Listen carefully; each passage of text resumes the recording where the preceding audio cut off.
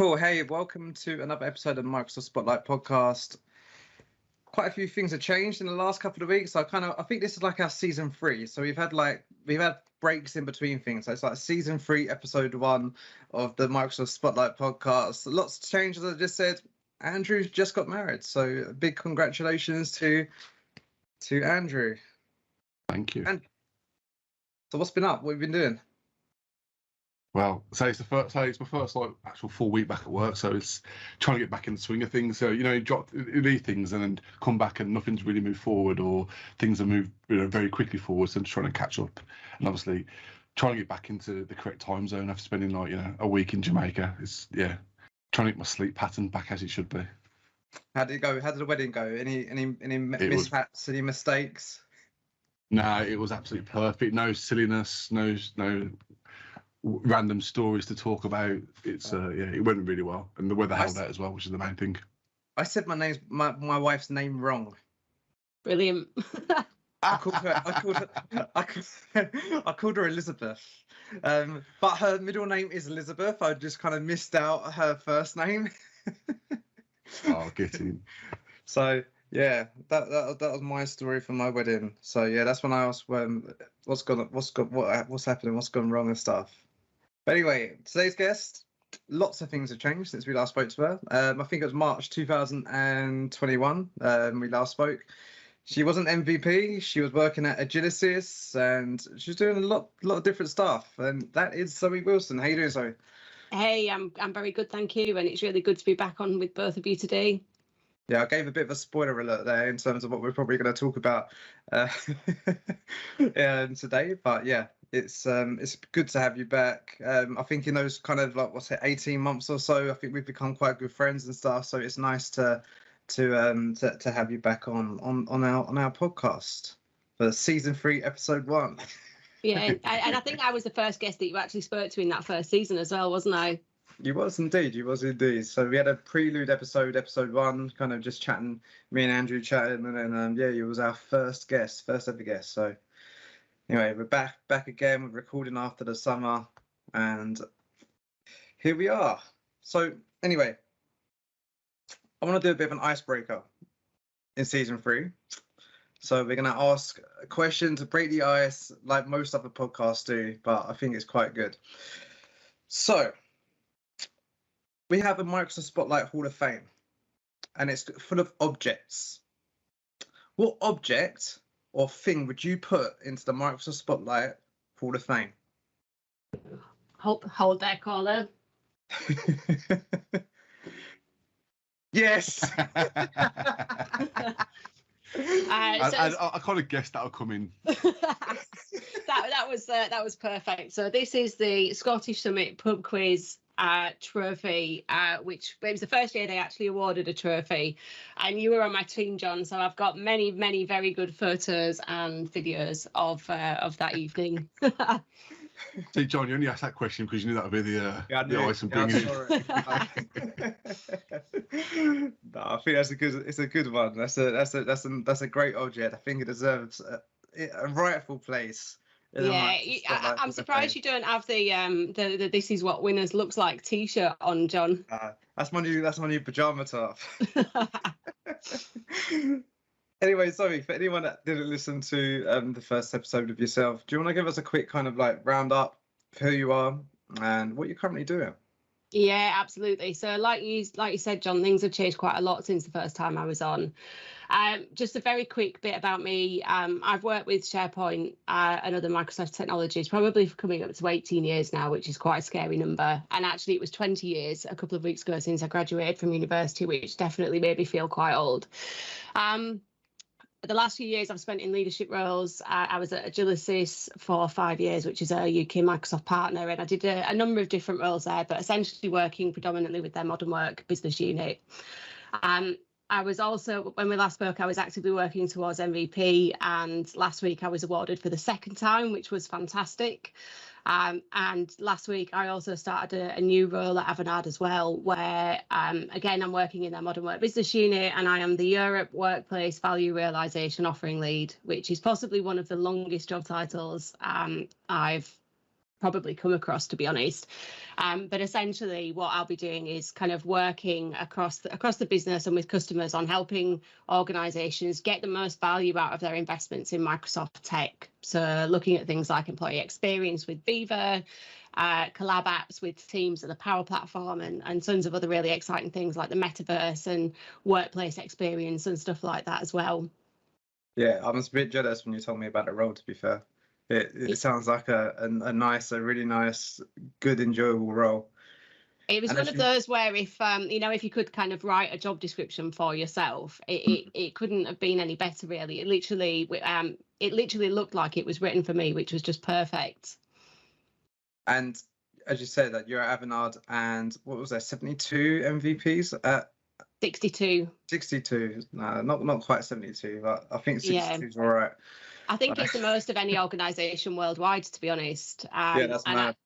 And it's really nice. I mean, well, working in the community and kind of getting involved in events and stuff, that community aspect is really important. And actually being able to join an organisation where there's an internal community as well of MVPs, and not just MVPs, but people who want to be MVPs is quite inspiring. I want to say one of the good things about Avanade, because obviously I am an ex-Avanade person, so I know obviously about the whole community they have.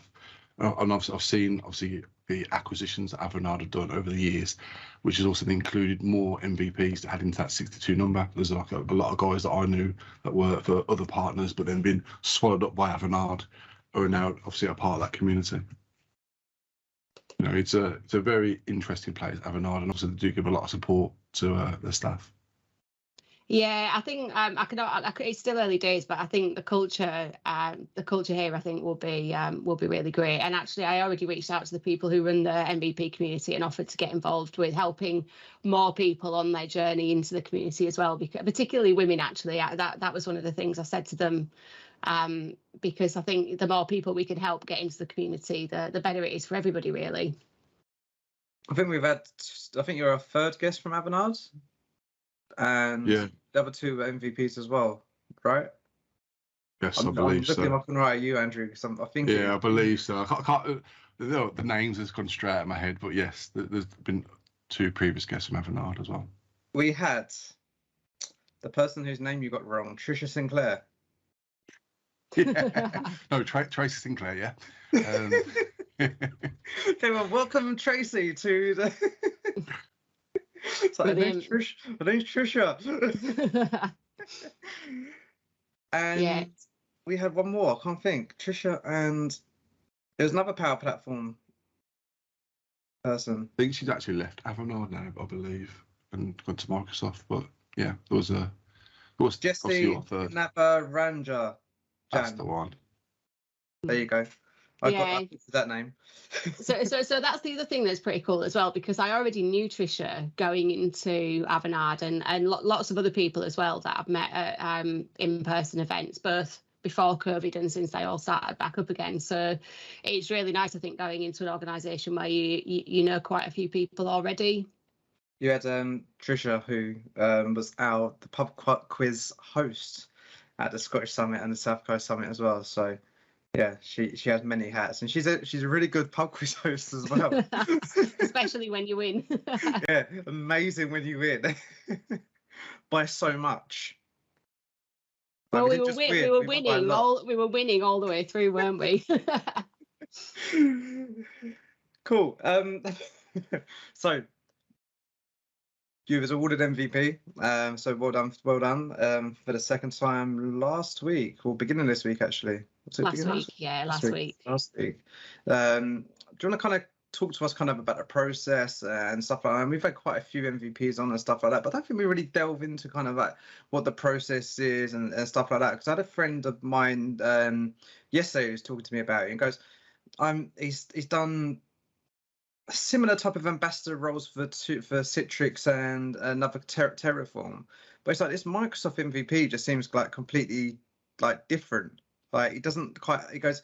You seem to do a hell of a lot more than what you do have to do for like the Citrix ambassador. Like, do you want to kind of give us kind of like what you think a roundup of the MVP scheme is? Kind of what the best things to kind of look at for people that are inspiring to become an MVP. Yeah, It's a really good question, because there isn't it's not like there's an algorithm or a calculation or a hard and fast rule that that people follow. And when you look across all of the different tech contribution areas that there are, people get MVP for so many different things. So you've got people who do the kind of thing I do, which is speaking at user groups, conferences, events, volunteering as part of the organising team and that kind of thing. You've got other people who blog extensively or maybe create videos on a YouTube channel. You've got people who are kind of technical experts on forums and helping people, sometimes on a daily basis, where they're logging problems on not just Microsoft's own forum, but things like Facebook groups and Reddit. You've got people who are contributing to GitHub. You've got people who are writing books, and there's probably tons of other stuff that I've missed off that as well. So it's really difficult to say, okay, if you've done X amount of this thing, actually you're good enough, because it's all really subjective, and each person who goes through the process is assessed on a case-by-case basis, essentially. But ultimately, what the MVP program is doing is recognising people who've made a significant contribution in sharing their knowledge, and who are seen as technical leaders in whatever form that is. So the best place for people to get started who are maybe interested is to find other people who are already MVPs and see if they'll take you under their wing a little bit, and just start, just have a look at the different types of things that you can do, and then just start getting involved, just start dipping your toe in the water, and the more that you give and the more that you share, for me personally, the more rewarding that it is. And I don't know, for me it's a little bit frustrating sometimes that it seems to be like this secret process, and I do try to talk openly about it, because I don't think it should have like all this mysticism about it that it does, and I think we need to help more people kind of get out into the community. But just starting to speak at user groups, or writing a LinkedIn article if you don't want to set a blog up or something like that, I think is a really great place to start. Yeah, no, we spoke about it quite a bit, haven't we? And someone I think who's really good is Claire Smith, who is the regional MVP. I'm not sucking up here, by the way. For sure, John. For sure. But if it helps, I will. But no, she is quite good. She's quite open and honest. She does talk through the process with you and stuff like that. So, if you are, I'll say, if you are, get nominated, you're kind of looking at that, just reach out to Claire. She's really helpful. And is a good place to start, I think. Yeah. So Claire's been involved for as long as I can remember. So obviously I was award MVP back in 2015, and by that point she's already been doing the lead role there for a number of years before that. So yeah, Claire is very helpful, and she has time for everyone. Even though I have been in the program now for 4 years, every time I see Claire at conferences and events, she'll always say hello, have a conversation, and that's what you're doing.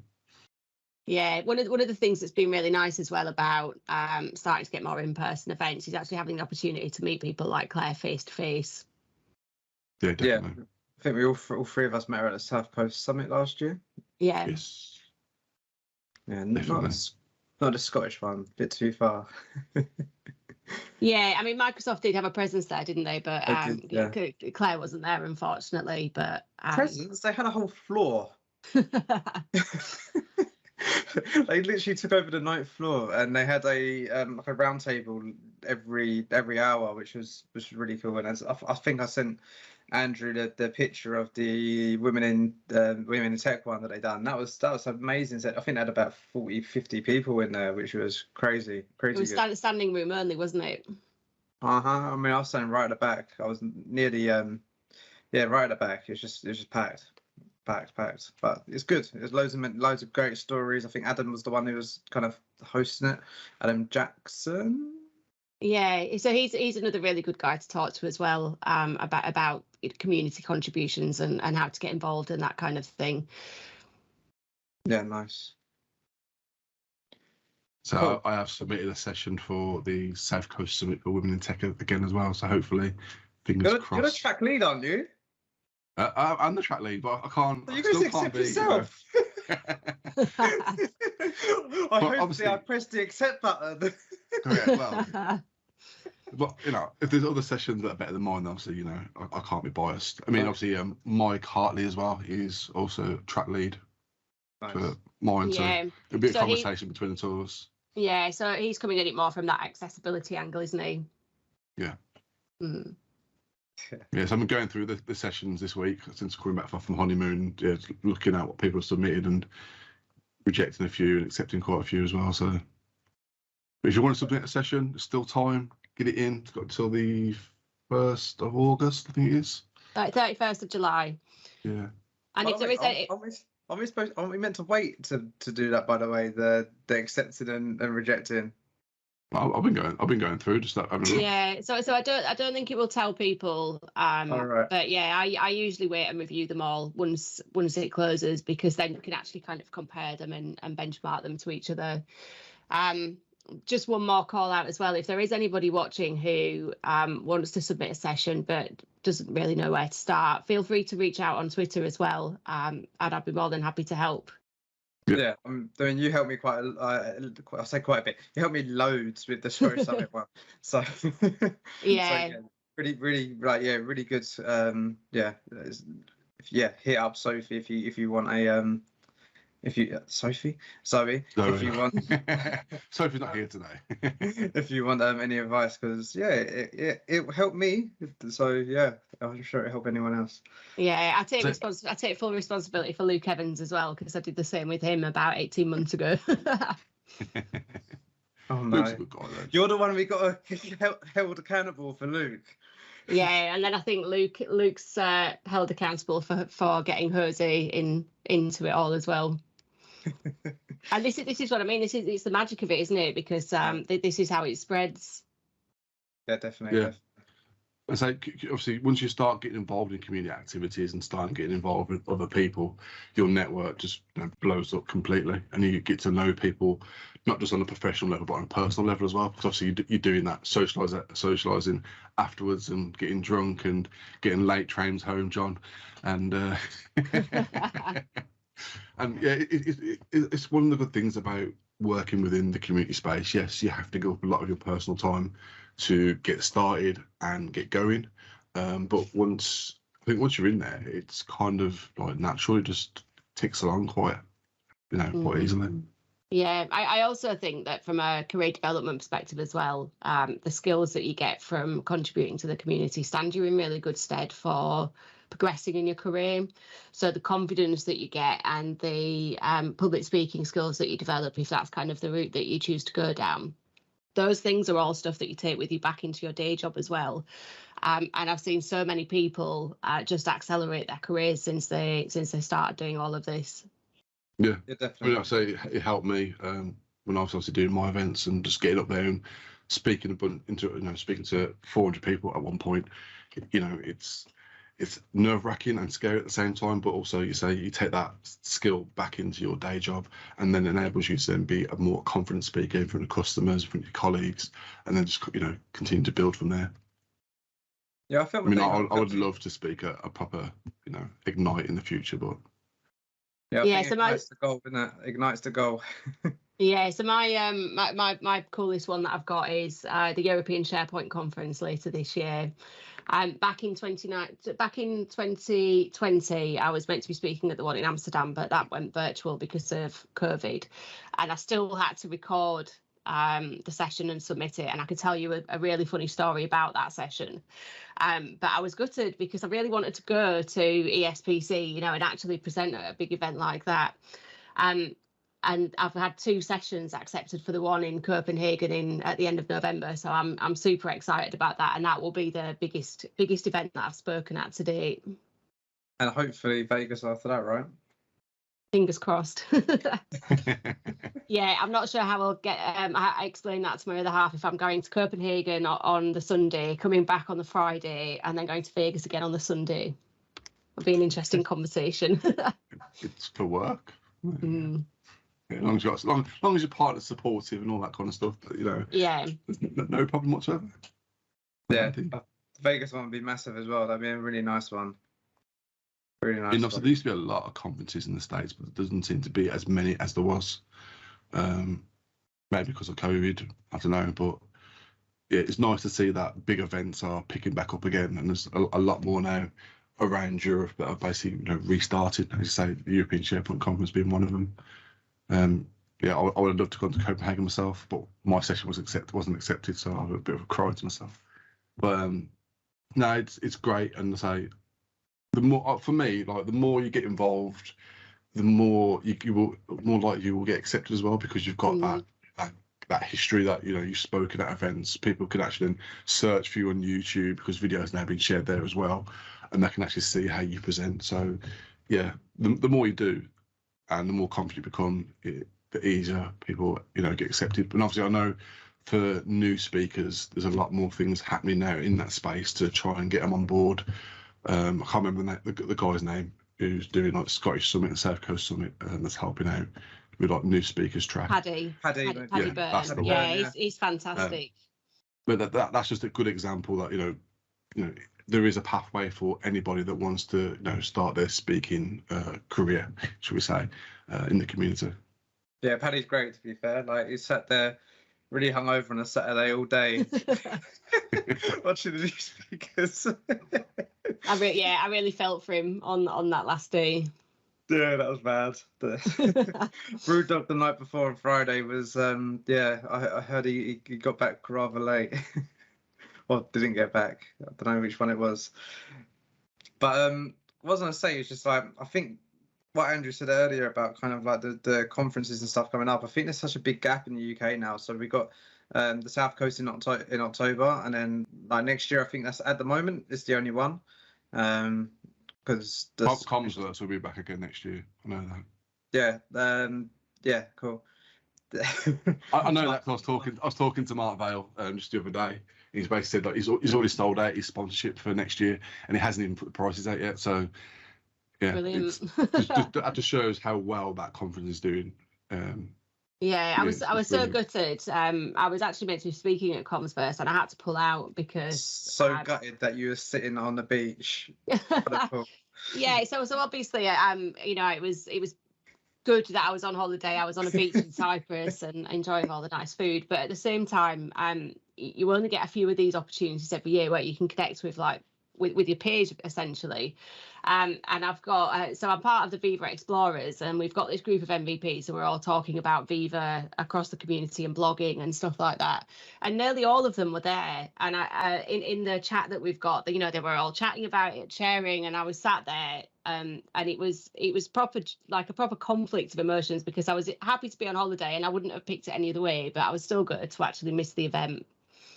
Yeah, it's not for me. I was actually on a beach in Jamaica, so looking through, there's all the Comsverse stuff. I'd love to have been there, but it is what it is. I got really gutted when I saw the food. The food was brilliant at Comsverse last year. Amazing, yeah. And the event, the entertainment and stuff as well. I mean, the Mr. T look alike.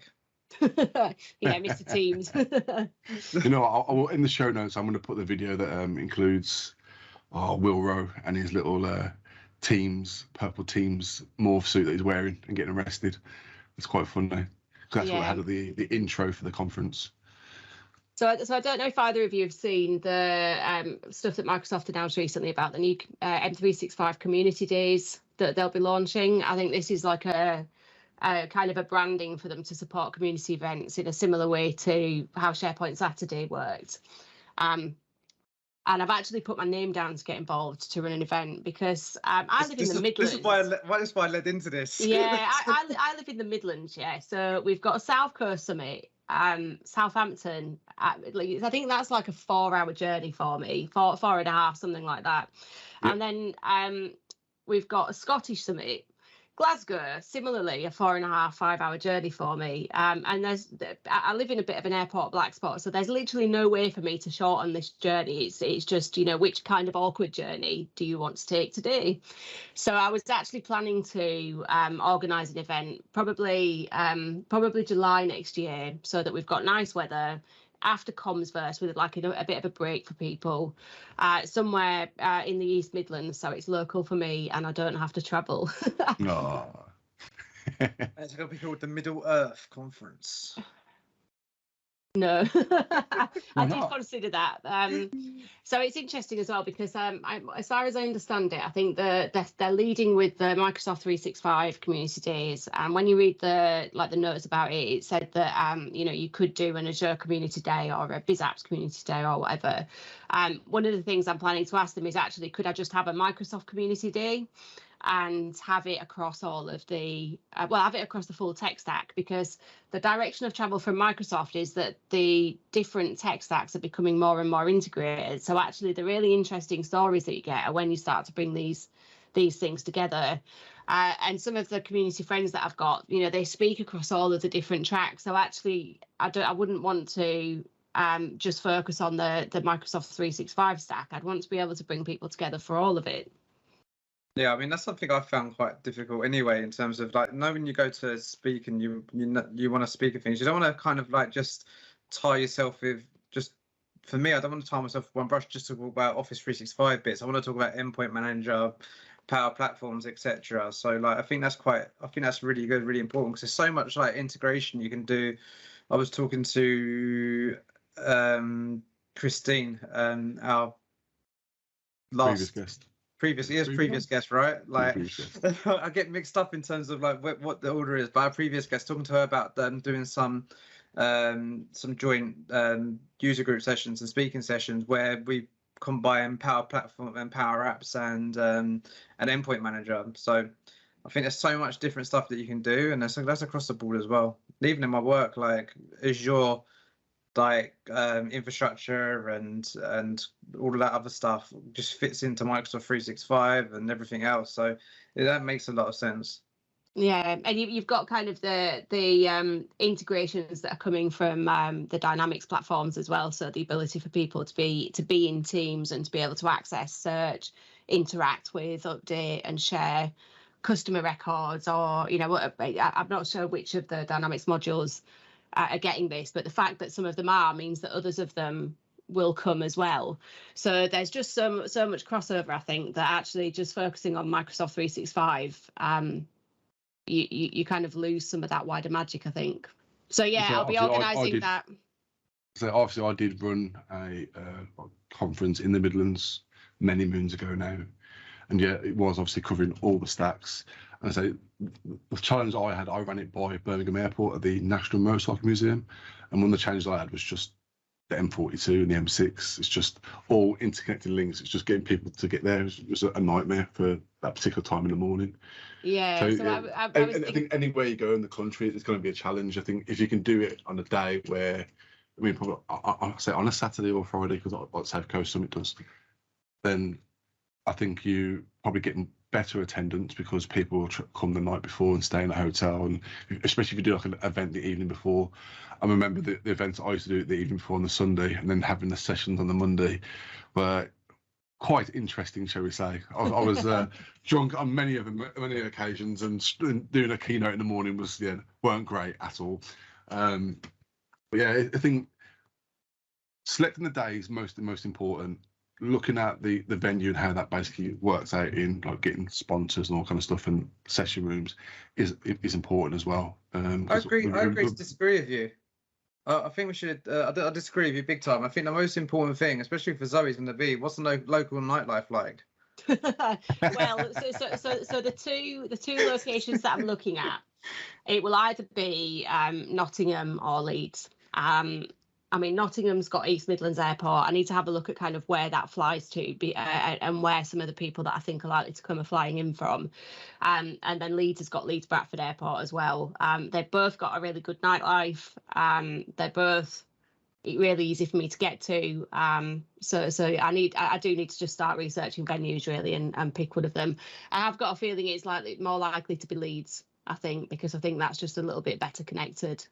Yeah, there's a lot of trains from London as well that does it. Yeah, so you've got the trains, you've got it's connected across to the other side of the country through the M62. You've got the airport. You've kind of got the M1 and the A1 that both come up. So I think Leeds is probably a little bit easier to get to for more people. Yeah, I agree. Especially over Nottingham, I believe. Yeah, definitely. But yeah, it is a challenge, and hat off to you. I've done it before. I don't think I'll ever do it again because An absolute nightmare.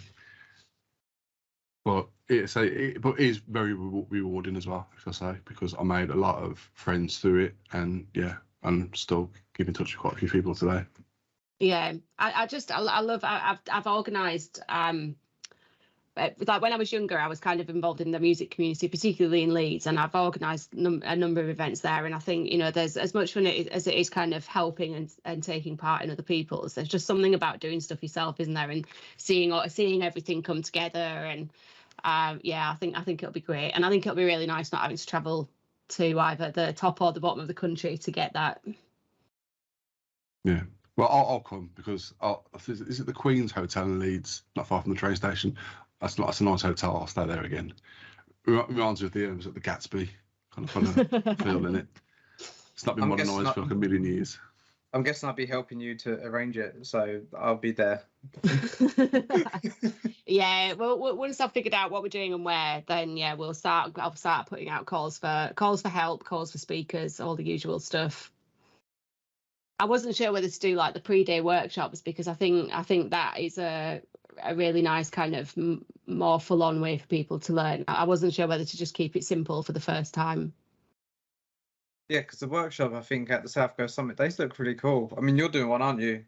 Yeah, so I'm delivering the Viva and Syntex workshop with Shirag and Kevin.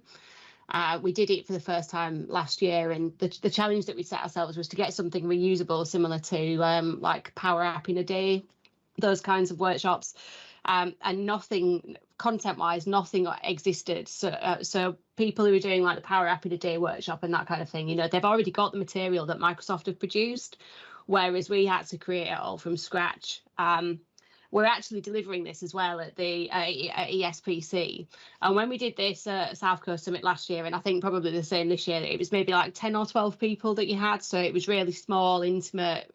And I was looking at some of the pictures from the previous ESPCs for the workshop, and they must have had like, I don't know, 50, 100 people in. So we do need to give some thought really to how we're going to deliver that to such a big group. Yeah, I'm doing the AVD and Endpoint Manager one. So I'm an attendee for the security one. Doing a security one. Yeah, we find it hard to kind of figure out what we're going to do, because we need to make sure whoever is there has their own demo tenant, their own like Azure credits and stuff like that. So I think we're going to be asking like a lot of our colleagues for their demo tenants on the Microsoft demo.microsoft.com, whatever it's called. Yeah, it's on CDX. Yeah, CDX, that's it. Okay. Yeah, that's what we did. So we probably about a week before, just to allow time for them all to spin up. We I think me and Kevin, we got people at work to do that for us and just set everyone up with a demo tenant. Yeah, nice. It's a good idea. Yeah, I think that's the kind of idea that we had, and probably some credit cards in for the 30-day trials for Azure credits as well. We need to do. I can't think of any other way of doing it. Yeah, I mean, if you've got any contacts at Microsoft, it could be worth reaching out and seeing if there is any. I don't think they can like give you Azure credit or something like that, but they might be able to advise you on the best way to do it that doesn't risk leaving you with a huge credit card bill. Yeah, hopefully not. Cool. So I've got a question then. So obviously we spoke about you've become an MVP. Do you want to break down how your journey from day one to being awarded? So from when I first kind of started with the community. Yeah. So so I think it was back in 2016, something like that. I went to Sharepoint Saturday in London. And I was a complete noob to community stuff at that point. You know, I didn't realise that the SharePoint thing afterwards, or even that there was a social afterwards. You know, I'd just gone in on this Saturday for like this day of learning, and I absolutely loved it. You know, I was kind of so inspired. But at that point, I didn't really know anyone. I didn't really know where to get started, and it wasn't, I think, until 2019 that I actually spoke at anything. So me and a guy called Ollie Jenkins, who I work with at Agilysys, we actually submitted a joint session to SharePoint Saturday again in 2019 on managing mental health with a Power App. and that was accepted, and that was like the first time that I got to speak, and I absolutely loved it. So I got the bug after that. I started kind of submitting for loads of stuff. I got more rejections than you can shake a stick at, because at that point I didn't really know kind of how to write a good speaker submission. And I think the next big one that I was accepted at later that year was a Scottish Summit 2020, and that was kind of the biggest event that I got to speak at. And then that was kind of the last in-person event before things went into lockdown. And lockdown made it much easier. And even though we're seeing more in-person events now, I think it's getting involved in community speaking is more accessible now than it's ever been, because suddenly, instead of having to figure out how I was going to travel to places and whether I could make it and how to balance it with work, I could apply to speak at stuff all around the world. So, I was speaking in that first year. I think I spoke at the M365 Virtual Marathon, all kinds of user groups and stuff around the world, and that for me was kind of the turning point. And I think I'm a little bit bored of attending virtual conferences, but I think user groups and stuff like that are a little bit more bite-sized. I think kind of being able to speak at those virtually is just fantastic. Yeah, definitely. I think that's helped a lot. I've done the virtual marathon this year as well, and that was a bit of a different experience, to be fair. But I kind of, what you said about the communities and conferences, and something I've really picked up on. I went to Comsverse last year, which I think was my first like UK based conference. And to be fair, I went there by myself. I didn't know anyone. I hadn't met anyone. I think I knew people, but I didn't know them, if you get what I mean. Like, I'd never met them before in person. Just spoke here and there. Maybe I spoke to you on this podcast, Sarah on this podcast, etc. And then so I kind of knew a couple of people, and then like I think if people are worried about going by themselves, they shouldn't be, because like you soon just end up chatting to the person next to you, and then they're by themselves, and then it just kind of snowballs, and then you end up in a group of half a dozen of you, and then you're drunk by. Yes, John. We know, because obviously you end up having a meal with Sharon Weaver and her husband. Yep. And then literally had to leave that meal, then come record a podcast with Don and Sarkar, and then go back again. Brilliant. So all your dreams are possible.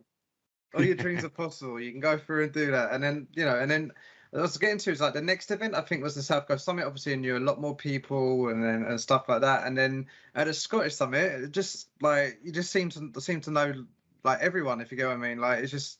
And then three or four events, like you kind of just like you're talking to people you spoke to like a handful of times, and then the people that you know more people online from that, if you get what I mean. So it's quite a quick process, and like you don't ever feel left out in my opinion. Don't feel left out as long as you put yourself out there. Yeah, and everyone's so friendly and welcoming. And one of the things that I've really liked witnessing at community events that are in person is if someone is on their own, it's really common for someone else to just go up to them and start chatting to them and ask them kind of who they are, what they do, what they're interested in, and that kind of thing. So it is really inclusive.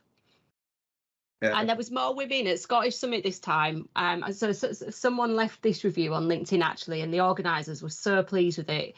They said it was the first conference they'd ever been to where they had to queue for the women's toilets. Yeah, Christine mentioned that. Yeah, so that was just fantastic, because it's just great to actually see more women kind of coming and being present and visible at these things as well.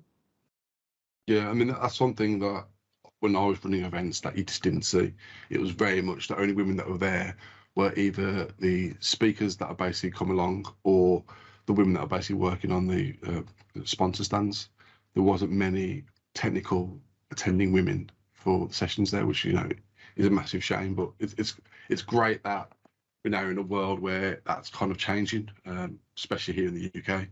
I'm not too sure it's like other places, but we'll find out because we'll speak to people in other places. But yeah, it's great to see that the UK now, we're getting more women attending events and more women actually submitting sessions as well. So when you look at the first thing I do when I look at any conference now, I look at who's speaking, so I can see what kind of mix there is of females, males, and then also from a diversity perspective as well, because that's massively important to me. Yeah, I think we're kind of running out of time now. We ain't got too much time left. We've just been chatting like three old friends. Yeah, it's nothing wrong with that. So obviously Zoe was on our session as well at South Coast Summit. So Yeah, I was going to mention that. That was, I mean, obviously Sophie's not here today, but you know, that it was great to have Sophie there as a prime example of like the younger female talent that we've got coming through the ranks. And I think it was great. It was a great discussion. And Donna, Sarah was good. Donna was just Donna. You know, she's always amazing every time you hear her speak, isn't she? Yeah. I definitely had imposter syndrome sitting next to Donna, listening to kind of how well she talks. And so that's what, you know, people should look at and aspire to be, because say I know that for Jitsu I've now reached out to Donna. She's coming in to do our inclusive week in September, so she's going to be a speaking session then. So I actually reached out to her literally just the other day going, you know, I'll be helping you, you know, set your session up and do things. So yeah, Donna is just an amazing speaker, and I was listening to her closing keynote just yesterday, and just the fact there's so many people in the room just for a closing keynote is just amazing. So, you know, people, when you go to a session, when you go to any conference and Donna's there, you're staying to listen to her 100% every single time. Yeah, it did help as well that you had John and some other people kind of rugby tackling everyone who was trying to walk out and throwing them into the keynote room. They said to me, "Don't let anyone leave." So I made sure no one left that building after. And they said a really, really, really good excuse. Yeah, got to catch a train. Right, and Zoe, thank you for joining us on this part 2 of your episode and giving us an update and discussing obviously more about the MVP program and things that obviously, you know, you're doing going forward. We'll definitely look out for the M365 community days, which obviously now John's involved in, shall I say? Yeah. Possibly, maybe. We've been chatting about it, but yeah, I think you definitely volunteered yourself there, John. Yeah. Yeah, I think so we'll me, definitely Jose, watch out and for it. Luke have accidentally like nominated ourselves, I think. But yeah. Yeah. Should we say you've been voluntold? Yeah, I think. Well, I think I might have voluntold you all to get involved, but Yeah, it'll be great. Cool. Right, thank you very much, Zoe and John. I will see you in 2 days' time when we record another podcast. So yeah. Thanks for Thank you, having me back. See you Cheers. later. Thanks, Sophie. Bye-bye. Bye. Sophie, Zoe. See you all soon. Thank you for listening to the Microsoft Spotlight podcast. Please make sure you hit that like, share and subscribe button to help us promote our message. You can also follow us on Twitter at MSFT Spotlight, and we're also on LinkedIn, the Microsoft Spotlight podcast. And finally, we'd like to tell you a little bit about BitTitan and thank them for sponsoring this podcast. Remote migrations start here. Let Migration Wiz do the work for you. It's fast, secure, and 100% SaaS, which means you can migrate at any time and from anywhere. Migrate mailboxes, documents, public folders, personal archives, or even Microsoft Teams with just a few clicks. No special training needed and no customer downtime. When the work matters, choose Migration Wiz.